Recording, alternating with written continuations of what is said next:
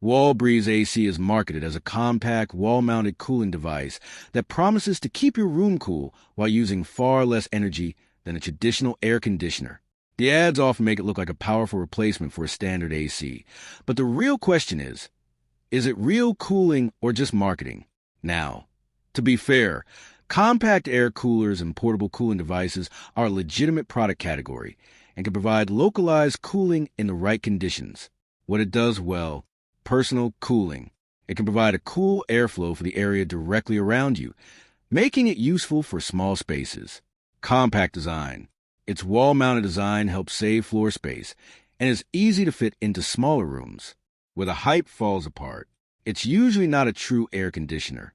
Many products marketed like this are evaporative air coolers or fans rather than compressor-based AC units. It won't cool a large room. The cooling effect is generally limited to the area near the device.